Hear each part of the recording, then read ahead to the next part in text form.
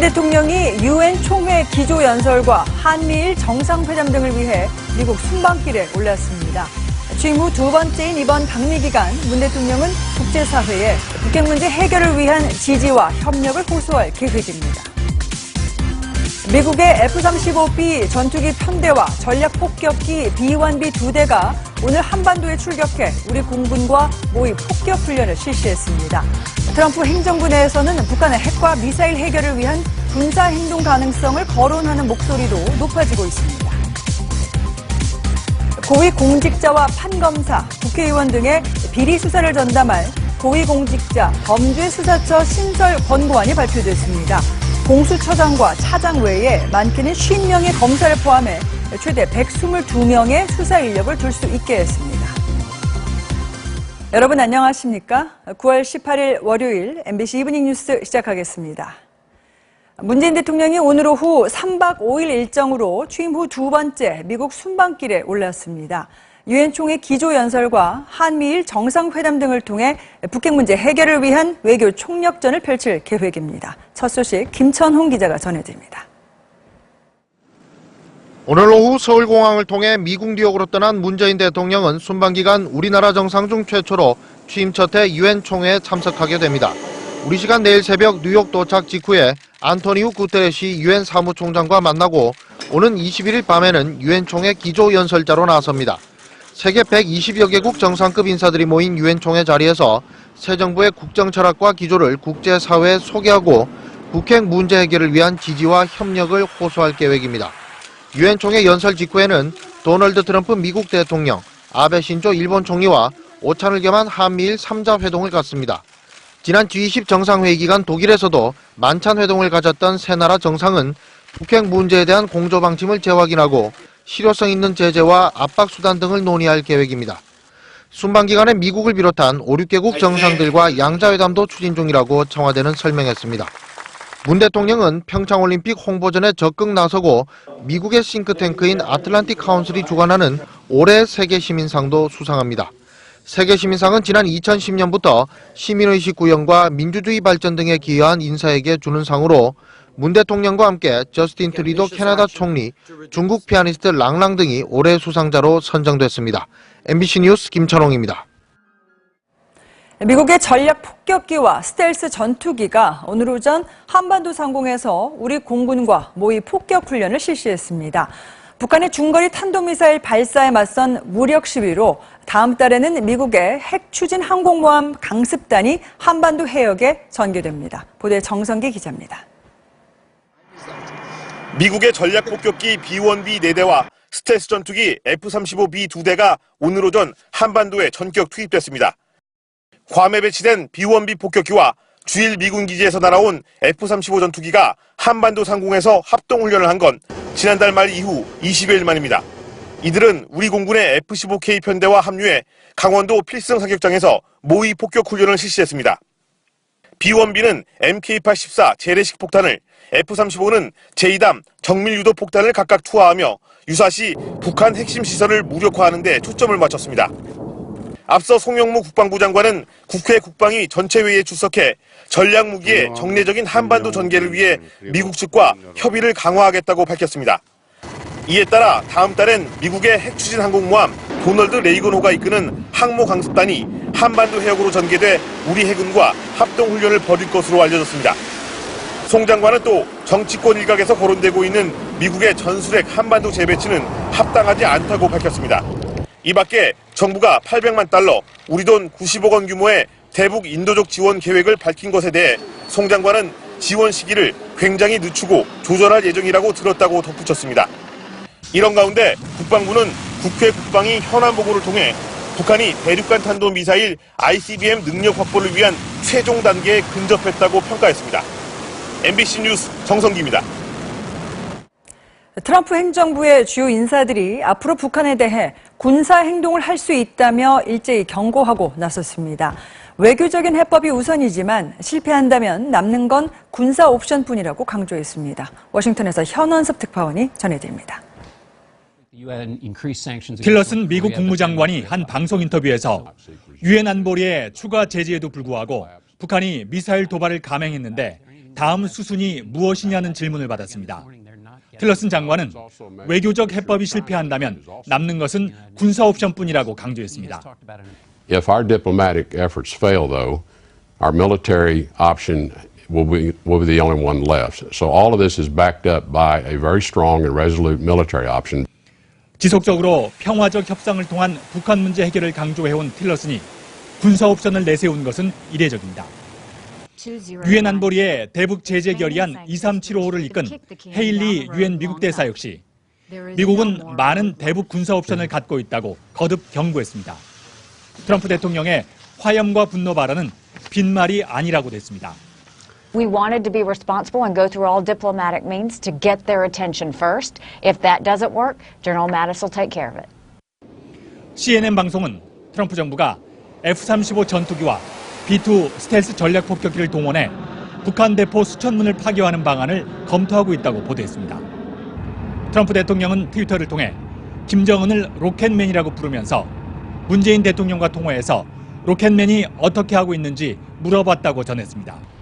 또 북한에서 기름을 넣으려고 길게 줄을 서 있는데 딱하다면서 유엔 제재에 따른 북한의 석유난을 언급했습니다. 워싱턴에서 MBC 뉴스 현원섭입니다. 더불어민주당의 추미애 대표가 국민의당을 비난했던 자신의 발언을 사과하면서 김명수 대법원장 후보자 임명동의안 처리가 고비를 맞고 있습니다. 자유한국당과 바른정당은 여전히 반대 입장을 고수하고 있지만 캐스팅 보트를 준 국민의당의 분위기는 다소 누그러진 모습입니다. 보도에 육덕수 기자입니다. 국회 인사청문특별위원회의 오늘 오전 전체 회의가 불발됐습니다. 김명수 대법원장 후보자 보고서 채택을 논의할 예정이었지만 여야 간 이견으로 전체 회의가 열리지도 못하고 보류됐습니다. 더불어민주당은 오늘 중으로 보고서를 채택하고 이르면 내일쯤 국회 본회의에서 표결 처리한다는 방침이었지만 협조와 설득 작업에도 야당과의 의견차를 좁히지 못한 것으로 알려졌습니다. 자유한국당 정우택 원내대표는 민주당 우원식 원내대표와의 오전 회동 직후 김 후보자에 대한 반대 당론은 변함없다는 입장을 고수했고 바른정당도 표결은 하겠지만 부적격 인사라는 입장에는 변화가 없습니다. 다만 더불어민주당 추미애 대표가 국민의당을 비난한 이른바 땡깡 발언에 대해 유감이라며 사과하면서 국민의당의 분위기는 다소 변화의 조짐을 보이고 있습니다. 국민의당 김동철 원내대표는 추 대표의 발언이 대단히 미흡하다면서도 이와 별개로 김 후보자 인준과 관련된 절차 협의에 응할 것이라고 말했습니다. 정세균 국회의장은 당초 내일로 예정된 해외 순방을 대법원장 후보자 인준 처리를 위해 연기했습니다. MBC 뉴스 육덕수입니다. 다음 소식입니다. 이해훈 바른정당 전 대표의 불법 정치자금 의혹을 내사해온 경찰이 수사를 마무리하고 이 전 대표를 입건하기로 방침을 세웠습니다. 김정훈 서울경찰청장은 오늘 기자간담회에서 이번 주 안에 이 전 대표에 대해 검찰에 입건 지휘를 신청할 계획이라고 밝혔습니다.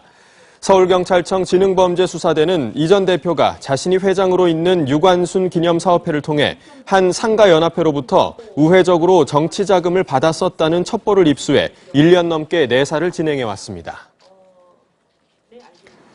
최흥식 금융감독원장은 자진 사퇴한 이유정 전 헌법재판소 재판관 후보자의 주식거래 의혹에 대해 조사 중이라고 밝혔습니다.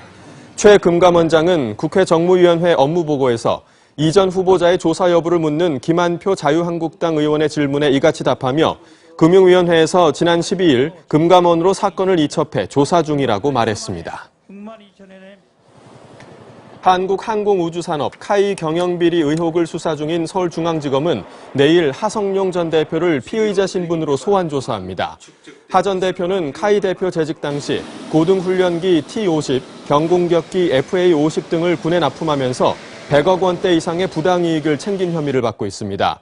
또 회사의 분식회계와 채용비리, 협력업체 일감 몰아주기 등 카이 경영비리 혐의 전반에 깊숙이 관여했다는 의혹을 받고 있습니다. 네, 이번 정부의 핵심 공약이죠. 공수처, 고위공직자 비리수사처에 뼈대가 담긴 설치 권고안이 오늘 발표됐습니다. 많게는 50명의 검사를 포함해 수사 인력만 최대 122명에 이르는 규모로 경찰이나 검찰보다 우선하는 수사권을 갖게 됩니다. 보도에 박철현 기자입니다. 법무부 산하 법무검찰개혁위원회는 공수처, 즉 고위공직자 비리수사처 설치안을 마련해 오늘 박상기 법무부 장관에게 공고했습니다. 우선 공수처의 정식 명칭은 고위공직자 비리수사처가 아닌 고위공직자 범죄수사처로 정했습니다. 수사 대상에는 대통령과 국무총리, 국회의원, 대법원장과 대법관, 헌법재판소장과 재판관, 광역지방단체장과 교육감이 포함됐습니다. 또 정부직 공무원과 고위공무원단, 판검사와 경무관급 이상 고위직 경찰, 장성급 장교도 수사 대상입니다. 현직이 아니어도 퇴임 후 3년 미만의 고위공직자는 공수처의 수사를 받습니다. 배우자와 직계 좀비속, 형제 자매도 적용됩니다. 대상 범죄도 폭넓게 정했습니다. 뇌물수수, 알선수재, 정치자금 부정수수 등 전형적인 부패범죄 외에도 공갈, 강요, 직권남용 등입니다. 또 직무유기와 선고 관여, 국정원의 정치관여, 비밀누설 등 고위공직 업무 전반과 관련한 범죄가 대부분 포함됐습니다. 인적 규모는 순수 수사 인력만 최대 122명에 달합니다. 공수처장과 차장 외에 검사 30에서 50명, 수사관 50에서 70명을 둘 수 있습니다. 이 밖에 기존 수사기관이 고위공직자 범죄를 수사하게 될 경우에는 공수처에 통지하고 사건이 중복되는 경우 이첩하도록 했습니다. 법무부는 개혁위의 공고안을 최대한 반영해 입법을 추진할 방침입니다. MBC 뉴스 박철현입니다.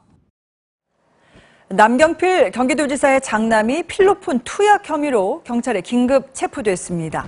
필로폰은 중국에서 직접 구해 몰래 숨겨 들어온 것으로 전해졌습니다. 보도에 전기영 기자입니다. 서울경찰청 마약수사관들이 어젯밤 11시쯤 서울 강남구청 앞 도로에서 27살 남모 씨를 필로폰 투약 혐의로 긴급 체포했습니다. 남 씨의 집에서 필로폰 2g도 압수했습니다. 남경필 경기도지사의 장남으로 확인된 남 씨는 중국 출장 도중 현지에서 필로폰 4g을 구해 지난 15일 인천공항으로 입국할 때 속옷에 몰래 숨겨 들어온 것으로 전해졌습니다. 경찰 조사에서 남 씨는 자신의 집에서 필로폰을 한 차례 투약했다고 진술했습니다.